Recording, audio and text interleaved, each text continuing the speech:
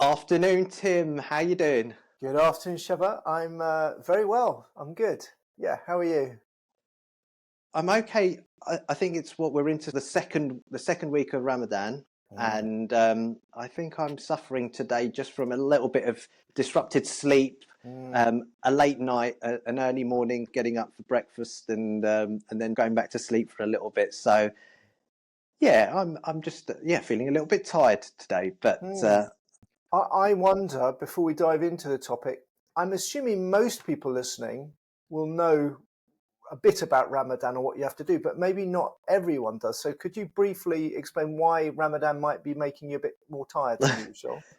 yeah. So the essence is it's a month of fasting between sunrise and sunset where you totally abstain from food and drink. So in the UK, the dawn prayer is at around 5 o'clock, and the evening prayer at sunset is at 6 o'clock. So that's essentially the period um, that we're dealing with where we're abstaining from food and drink. About Um, 13, 14 hours a day, you're not eating or drinking anything. Yeah, exactly. So most people will wake up for a pre-dawn meal, like a breakfast. But the problem is if you have a heavy breakfast at around, so I still like to have my scrambled eggs on toast and really prepare myself for the day. If you have a meal like that, you can't then go straight back to sleep. No.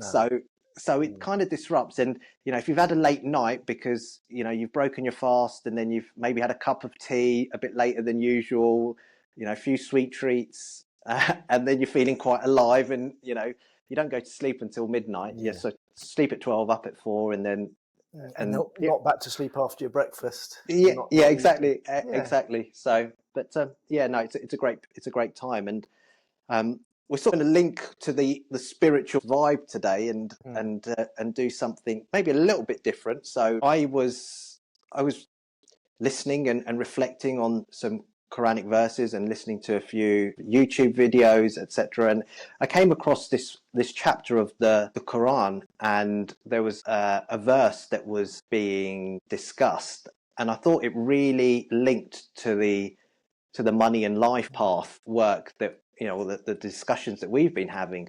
And so I'm going to just talk through the verse, and then Mm. maybe a little bit of, or some of the themes that the sheikh, who would be the person delivering the speech, considered a religious scholar on this, and just some of the themes that come from Ramadan in regards to like money and charity and stuff like that. So I thought that might be a good way to just Mm.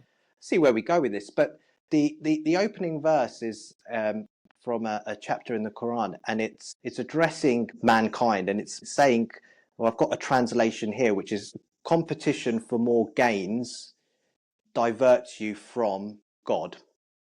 Okay, that's the translation, and it's only two words in Arabic, which is also quite interesting. That two words in Arabic can actually mean so much when you dive into it. It's a very rich language. The second verse is until you end up in your graves, or until you end up in the graveyard. So these two verses, which are essentially four words in Arabic, they're really quite profound. And when I was listening to this person expand on it, it was all centered around that, man is very, very obsessed with the pursuit of more. There's a narration from the Prophet in Islam said that if you give man a valley of gold, he would seek a second valley. And it's almost that pursuit for more, that desire for more, the constant chase, the hustle, all of that sort of, that industrialized mindset, which is that more is better.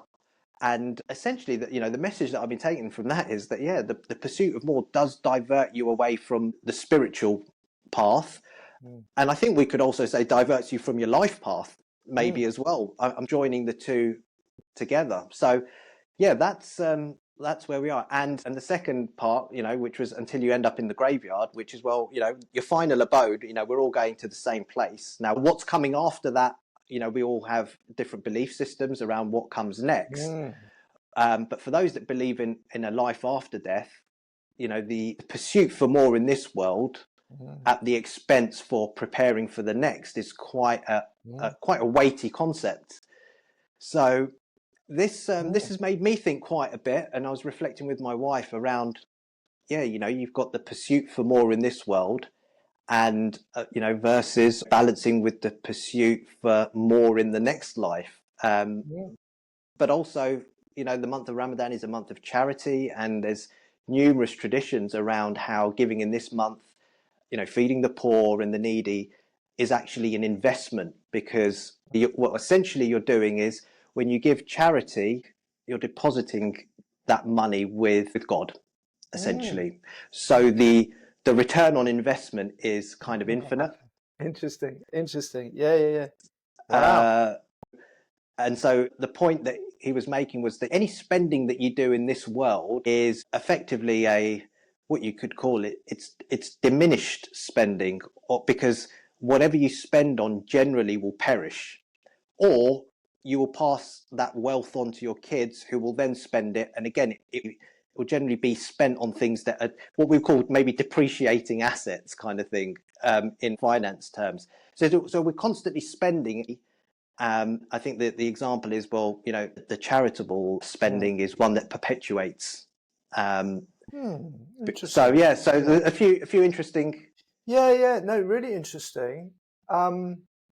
I think, I mean, there's a lot in what you said. We could Yeah, maybe do a whole series, or I think it's quite interesting. It's the beginning of Ramadan, isn't it? So one weekend.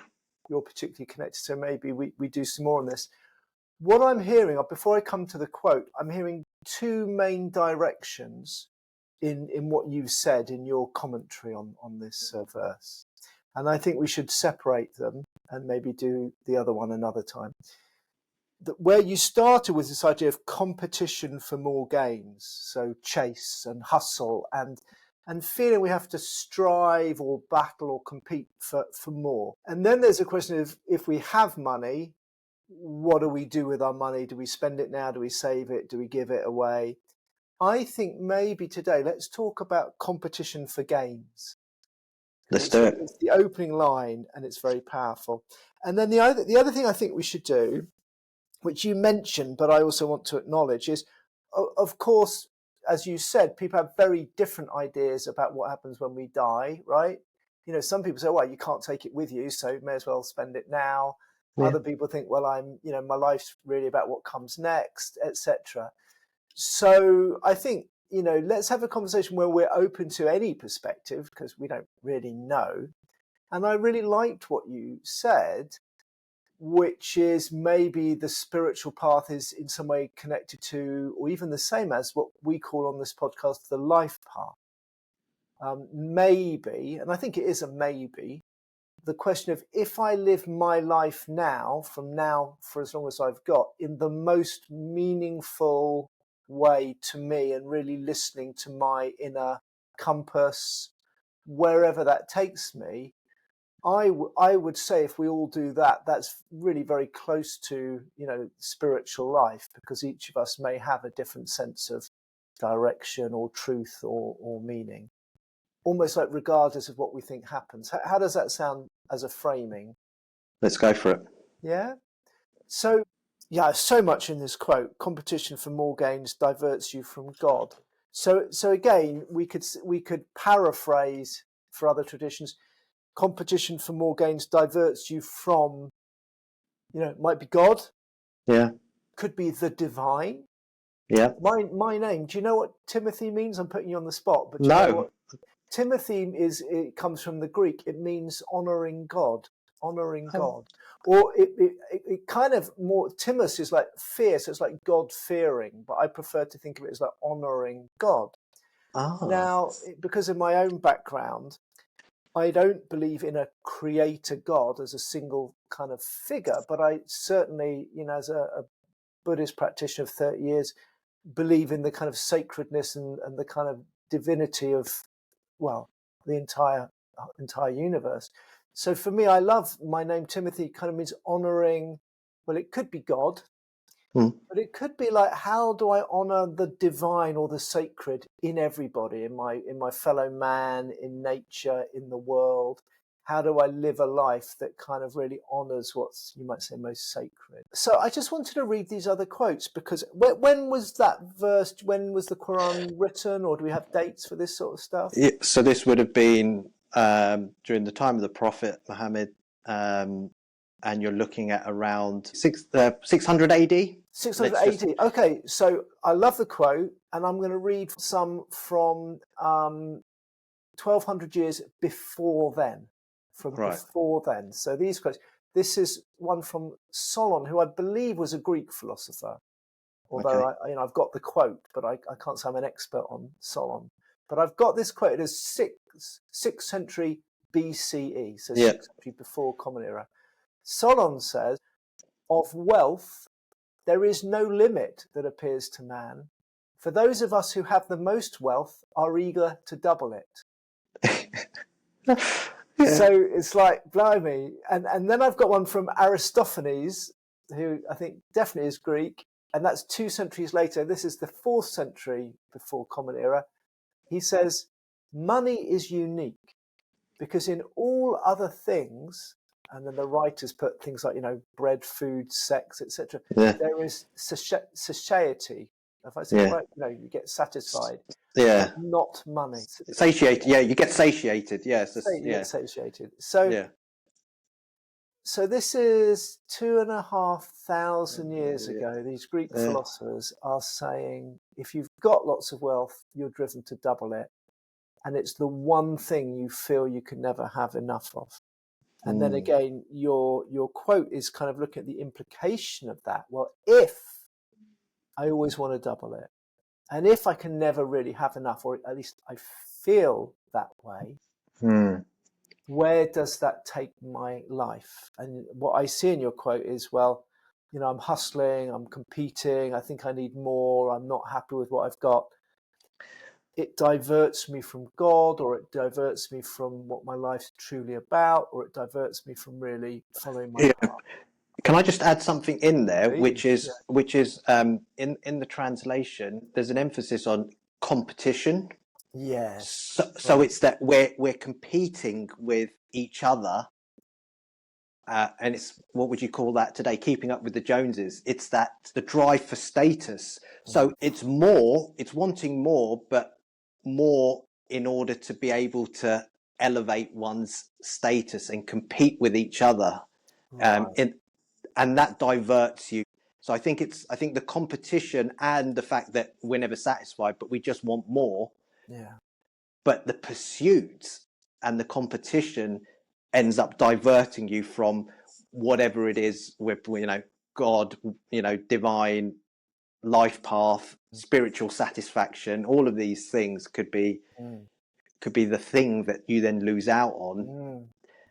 And I think regardless of who you speak to, that competition and that hustle for more, I think when you have those very intimate and deep conversations with someone, maybe on the surface, someone would dismiss it, but I just find when I speak to people, not at a barbecue, but when you're having a one-on-one coffee with a good friend and stuff, and you just you talk to them, and it's like, damn, this having to keep up with the Joneses is just a real. Right. And is that in the quote, or is that because when I heard it, I thought it was more like capitalist competition, not necessarily for status, but competition for scarce resources or for the best job because someone else will get it. But is it more in the Arabic? It's more about worrying about what other people will think of you and how you're judged. So I think the thing with the Quran is there's many ways of interpreting, and I wouldn't want to sort of put my own sort of limited knowledge on the verse, and I'm just going by what I was listening to in this particular video, which was an interpretation. But it seemed that it was leaning more to. I think it can be both. I think both can be equally true, and the sort of the principle still holds true. Yeah, that makes sense. Okay, so again, there's different elements. I mean, the thing I love about reading quotes or hearing quotes from 1,000, 2,000, 2,500 years ago, which I hope is helpful for people listening to. Some people I work with, if they're more political or they've got a particular kind of progressive slant now, it could be easy to blame all these problems, money problems, global problems, on capitalism. Yeah. Or particular political direction, and that's valid. There's a lot of problems with capitalism and, the last 200, 300, 400 years of where we've gone. But what I like about listening to the Greeks and the great philosophers and great religions is you realize we are talking about something human. Yeah. And some way it seems in almost every society, perhaps not in hunter-gatherer societies, I don't know, but certainly in every sort of civilized, complex society. And by civilized, I mean something specific. I'm not saying hunter-gatherers aren't civilized people, but they don't have a complex civilization. There seems to be in every form of human kind of complex civilization some problem of money, right? We chase it. We think we're better people if we have it, or back to your point, some part of us isn't listening to our true inner path, and we're caught up in, I don't know, comparing ourselves to others or trying to climb some ladder. And money gets tied up with that. And of course, there's modern psychologists now, your Jordan Petersons and people like that. And also kind of sociobiologists, people who study animals and primates. They would say, well, we're humans, we're like apes, really. And status is important. And there's a reason for that, because if you're at the top of the tree, you live longer and you have more resources. And so that's why we do it. But I think whether you think it's crazy or had its origins in evolution, I think the real question about what on earth are you doing, to the extent you spend valuable time, energy, psychic energy, emotional energy, trying to measure up to what you think someone else thinks of you, or how you compare to someone else. On some level, what a waste of time. And yet so many of us do it, really. Tribal, is it ingrained in us to need to have status and compete? How you mentioned that we're very quick to go from a problem to suddenly under the bridge in a cardboard box. And is it the same thing that we're so fearful of a drop in status or being perceived as less than or etc. within the tribe kind of means that you get banished to the outside, right. and then you die, basically, because you don't get the food, you don't get to you don't get to marry and have kids, and then kids are a source of looking after you, and it's that kind of mentality. Yeah, but notice the steps, because you already took 2 or 3 steps even there. So in previous podcasts we have talked about how quickly, when fear kicks in around money, people become irrational, like I'll end up under a bridge with no food. So even in that 1 minute overview, you went from I might lose a bit of status to I'll be exiled from the tribe and I'll die and I'll have no children. Those aren't the same thing. Those aren't the same thing, right? So for most people, let's assume listening to this, and for you and me, we're not going to be exiled by, I don't know, choosing to make more art and earn less money, or choosing to follow our love in poetry and gardening and take a day off work, or whatever it is, or take a risk. We're not talking exile. I think that for me, it's something about, we have to honor maybe the evolutionary impulse. We'd be stupid to pretend it's not there. But there are two points here. One is, am I overstating it? So maybe status is important, but I'm still not going to be exiled, probably, right? But the second is, part of human life is not just about biology. We have consciousness, and all of us on a path, and this maybe is about coming closer to God or the divine or sacred or however we say it. But all of us are trying to become, I think, in some way, more conscious, more present, and more true to the wholeness of our humanity.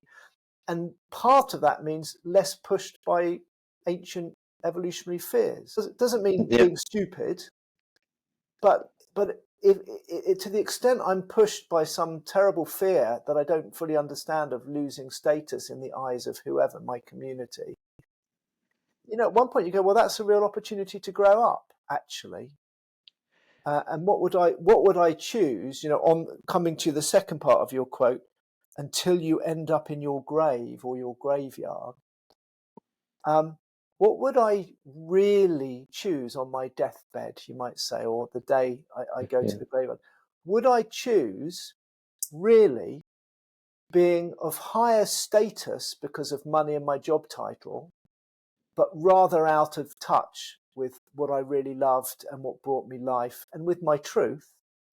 Or would I choose on the day I die to know I followed my truth, I followed what was meaningful to me, I followed the values, principles, whatever they are, creativity, love, service, truth, but I had less money and maybe some people looked down on me. But that's a real life path choice. And maybe too many of us choose status because we're a bit scared and because we're not investigating this. But maybe then on the day we are in the graveyard, we go, oh, I have diverted from what's important. I didn't really do what was mine to do. It goes back to those Kinder questions that we were discussing in one of the previous episodes. And that last one, which is you've got 24 hours left. You're on your deathbed. It's not about your status and how much you've got in the bank. It's about the regrets of who did you not get to be. Who did you not get to be? My version of that, and maybe you could repeat the quote from Kinder or the three things, but the thing is, if I hear it as who did you not get to be, it might be, oh, I wanted to be Beyonce, or I wanted to be President Obama, or I wanted to be Tom Cruise. I think the more sophisticated is which part of you or who you really were did you not allow yourself to be? In this case, because of status or because of competing for money or because of what people would think. Who is it you are truly here to be or do or create or offer? And the thing is that does get squashed in the pursuit. In the pursuit of more, that takes a back seat. Of course. I think it's very rare that the pursuit of more and that sort of whatever you want to call it, the full expression of yourself or being who you're meant to be or fulfilling that potential or whatever you want to call it. It's almost like that diversion of being so attentive in growing your number. If we simplify it down to growing your number or being totally obsessed with the number, does mean that you lose out on, of course, all of that other stuff, and we see it all the time. You miss those experiences. The key, when you talk about the pursuit of more, the key, as you suggested, is more what, right? The competition for more gains. If the thing I'm competing for or striving for more of is a money number, back to our ancient Greeks 2,500 years ago, that will divert me, because what I'm chasing is a number, a salary, my pension number, a gain, whatever it is. I'm chasing that because I think it gives me something that it won't really give me. We've talked about that before. If I'm chasing a number, then I am pursuing something that will separate me from God. If I'm, let's say, pursuing, or my intention is to have more life, more vitality, more true growth, we could still question the idea about whether I need to be in competition or strive. But at least the thing I want to maximize isn't a number; it's something richer. So the question, if I'm competing or striving for more what? And often we don't think about that. And then I think with the price we pay, right? The cost of pursuing gains. Maybe it's helpful to think there's like an inner and outer cost, right? If I'm in that headspace of I've got to pursue more gains, I'm competing for more gains. The outer cost, which is maybe the more obvious one, is, I spend 20 years doing a job I don't like because it brings in the number, right? So I'm trying to have the right car or have the right clothes or be able to tell people I've had the right holiday or what, because I'm driven by some status comparison thing. I might make very, very real choices with my life for decades that aren't moving me in the direction of, what's truly important to me. So that's the outer sacrifice we make. The inner one is more subtle, but I think equally important. To the extent that I'm caught up in the headspace psychologically and emotionally of I need more, right? I'm caught in a kind of future projection that's got some stress behind it. I need more. I need more. or I mustn't lose what I have because I'll fall away. So I'm really caught in a kind of anxious projection. And then here's the point. I'm not present to my life. I can't be present. Anytime I'm in I need more, I'm kind of resisting the present moment, right? The present moment is not rich. It's not enough. Oh, my daughter's only climbing, 1 meter. But it could be also I'm only here in life, or I'm only at this level, I've only got this car.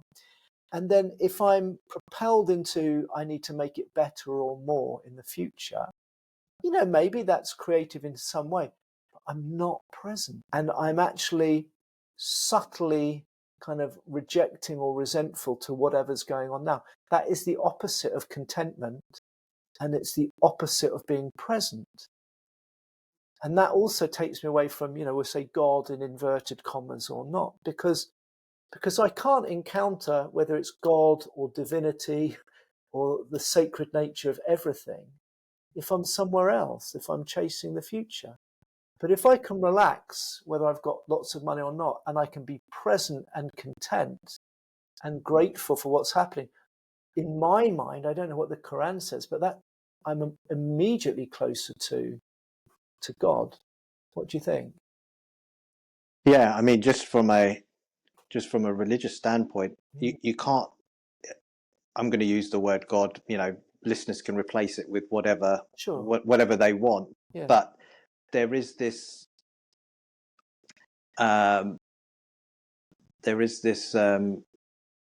idea or belief. Well, you can only experience God in the present. You can't be found in the future, because obviously the belief in a deity, omniscient, omnipresent, all of those sort of, there's no time and space when it comes to Right. So it's just now, right? And so as soon as you start getting distracted, right, you're shifting away from that grounding and being present, and therefore you can't experience whatever it is that you're looking for. And that's the whole premise of the power of now, right? Eckhart Tolle, that's Absolutely. which is, he uses being, I think, throughout the book.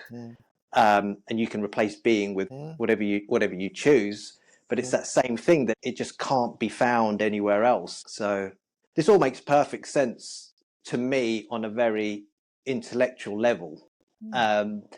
And I think it's when you try and internalize it and adopt it, that's where the struggle really applies. So I'm just thinking that, as with always, what are the practical steps? Let's definitely come on to that. I wanted to say one more thing. I want to take one more step. I'm really interested in what people think on this conversation, because to me, it's not intellectual. It might be psychological, but I hope the stuff we're talking about is quite close to people's experience.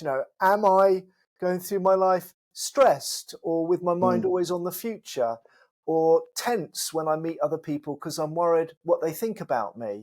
Or am I just not making decisions about what I really want in life because of keeping up with the Joneses? To me, none of that's intellectual. It's like, well, this is my life, mate. Am I living it? Am I present to it?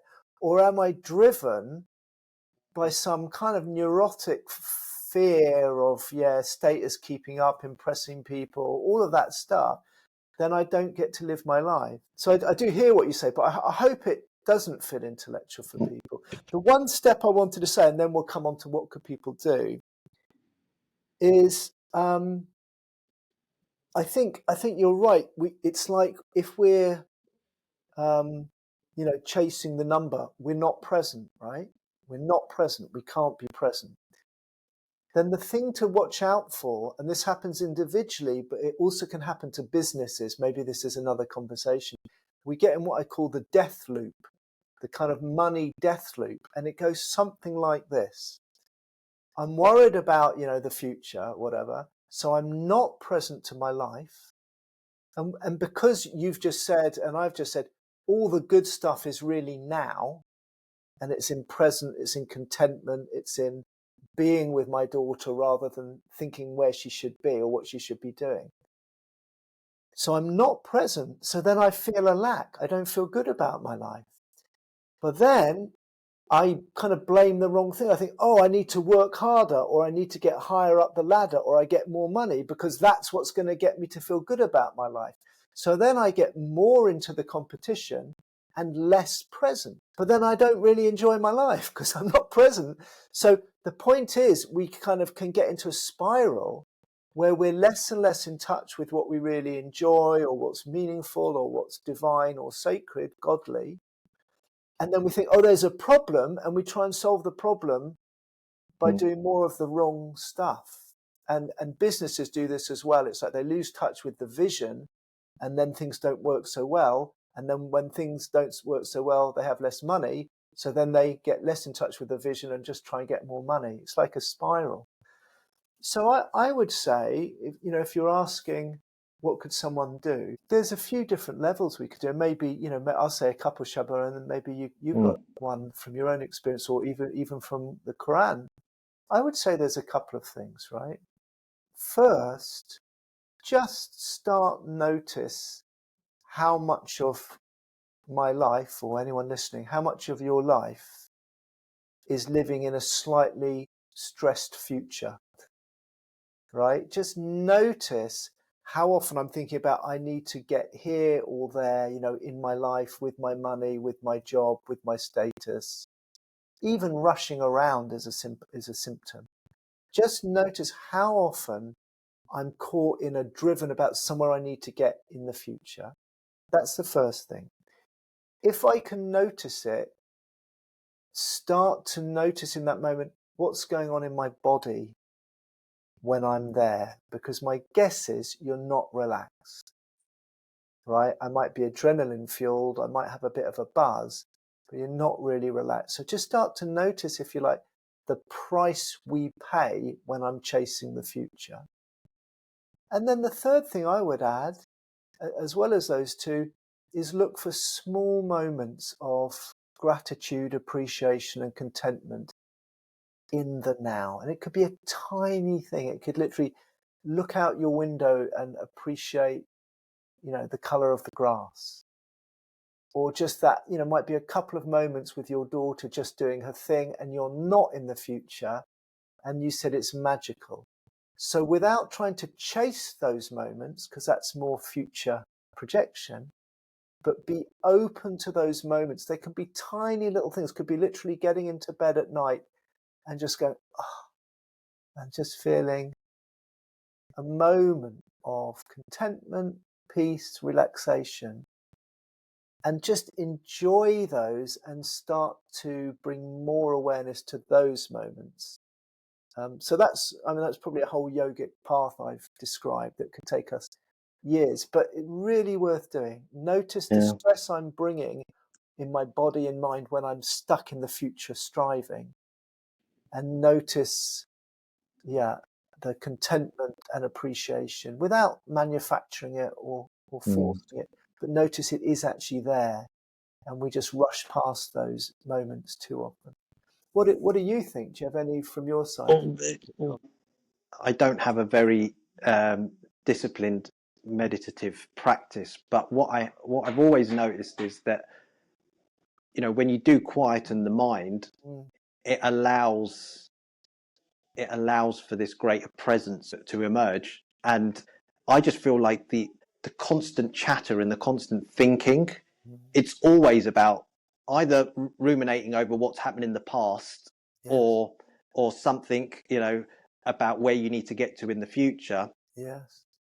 And meditating has helped me to quieten the mind, and then just enjoy, as Eckhart Tolle said, what's wrong with now. And when you ask yourself what's wrong with right now, and often there isn't anything that's wrong.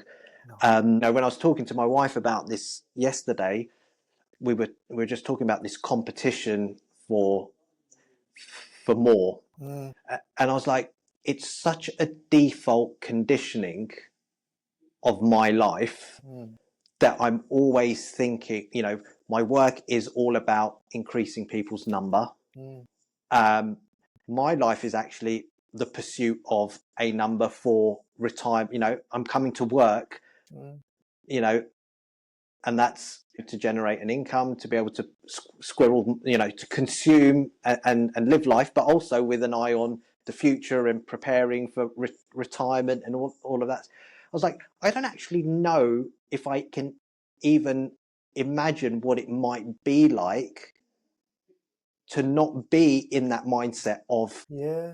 So I just think that I actually don't even know what the other side looks like. Maybe I've had fleeting glimpses in. Well, yeah. It's like, you know, you ask the fish, you know, where's the sea, and it's like, you know, you're just all consumed by it. You can't see. Well, what I would say is, I really hear that, and again, our society is particularly sick and confused in that direction. But then I refer you to the ancient Greeks. You know, there's something about Yeah. human society. But I would encourage you, maybe for today, because I know we need to finish, is that third point. Don't underestimate that you do have glimpses, right? Because you said, I had a little moment with my daughter and it was magical. And we talked about you having a lovely holiday with your wife that wasn't super high status. And the whole experience opened up. So I would say, yes, I hear the story, and it's realistic to notice how stuck in this kind of future competition, striving headspace many of us are. We should be realistic about that. But you and everyone listening to this, you do have glimpses. You do know what it's like. And I think that's very kind of encouraging and useful to go, actually, I do know those moments. Might be only a few moments, I don't know, a day or a week or a month or whatever, if I'm very with stress every now and then. But I do know them. They are also part of the human condition. I do know what it's like to be present or appreciative or just be delighted by some very simple thing. And I think noticing those and really reflecting that they are also part of your experience. It's just for some reason, particularly our current society doesn't really value them or encourage them. And the only other thing that I was going to say is from a practical standpoint, which I've always found works tremendously well, and it comes from our religious teachings as well, is giving of charity is a great antidote. You know, because if you can connect with the less fortunate, that automatically brings you into the present. You know, Ramadan is a great teacher in that. Just the pangs of hunger just brings you into the present more. When your sort of carnal desires are kind of squashed down, you're just, I'm hungry kind of thing, and you empathize a lot more. And then giving, I think, is a great antidote. So, you know, that's my little tip. No, and of course, when you give charity, you reflect on how much you already have and how lucky you are. So it connects you back into appreciation. Exactly. And also, yes, giving of money, but giving of your presence. Actually being present to someone, whether it's a total stranger in a shop or your own family. That can be very magical as well. Well, lots. I guess we should finish. Yeah, that was a surprisingly not off the cuff, but a very opportune conversation about something that happened, and I appreciated that, Tim. Thank you. No, so did I. And the point is, it's arising from your experience, right? You're in the first week of Ramadan, and I really hope that everything we talk about, some of it might seem a bit weird sometimes, or counterintuitive, or you know, heading in different directions. But my hope, and I know yours too, is that it is relevant to real people's real lives right now and gives them things they can think about and start to experiment with. So absolutely. Hopefully. On we go. On we go. Cheers, mate. Tim. Yeah. See you soon. Take care. Bye-bye.